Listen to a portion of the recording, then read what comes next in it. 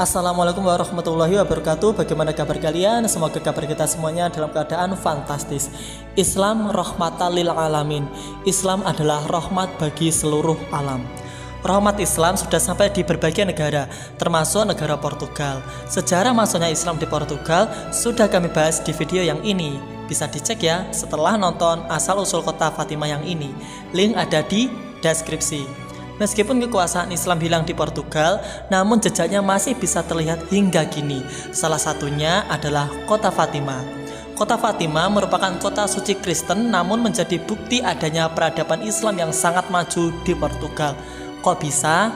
Ayo lanjut kepoin. Nama kota Fatimah sendiri berasal dari nama putri Rasulullah SAW, yaitu Sayyidah Fatimah Az-Zahra. Selain itu, nama Fatimah juga merupakan nama kota di Portugal yang kini menjadi salah satu tujuan wisata ziarah paling penting bagi umat Katolik di dunia. Hal ini karena kota Fatimah dipercaya sebagai tempat munculnya penampakan Bunda Maria yang mengenakan rosario di tangannya. Berkaitan dengan asal-usul nama kota Fatimah, Fatimah diceritakan sebagai nama seorang putri bangsa Mur. Bangsa Mur itu sendiri merupakan umat muslim dari zaman pertengahan yang tinggal di Andalusia. Suatu ketika, Fatimah diculik oleh seorang kesatria bernama Gonzalo Hermigues dan rekan-rekannya. Gonzalo lantas membawa sang putri ke sebuah desa kecil di perbukitan Serra de Aire di wilayah kerajaan Portugal yang baru saja didirikan. Menurut sumber-sumber Katolik, Fatimah jatuh cinta dengan penculiknya dan memutuskan untuk masuk Kristen. Setelah menikah dengan Gonzalo Hermigues, ia dibaptis dan diberi nama Aureana. Namun sumber-sumber Arab menyebutkan bahwa Fatimah dipaksa untuk pindah agama, seperti nasib kebanyakan tawanan pada masa Reconquista. Masa Reconquista merupakan zaman perang antara Islam dan Kristen untuk memperebutkan Andalusia. Di masa itu terjadi penaklukan dan pengusiran orang Islam dari Andalusia. Orang Kristennya lumayan kejam dan orang Islamnya haus kekuasaan.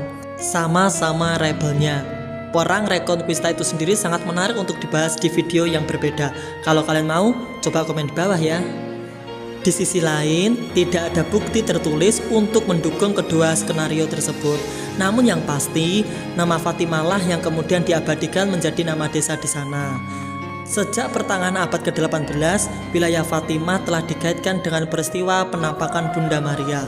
Konon, Bunda Maria menampakkan diri di depan seorang anak gembala muda yang bisu.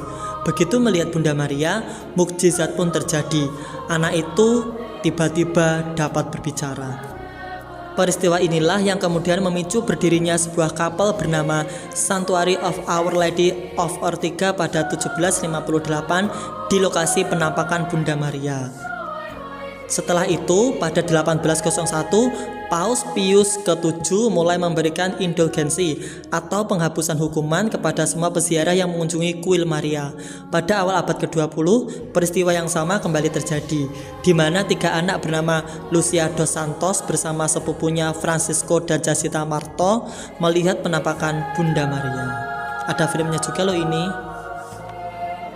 Peristiwa itu terjadi pada 13 Mei 1917. Ketika mereka sedang berjaga di Cova da Iria, tiba-tiba muncul penampakan seorang wanita berpakaian putih dan bersinar terang.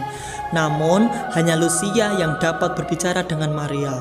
Bunda Maria mengatakan bahwa ia akan muncul kembali pada 13 Oktober di tahun yang sama.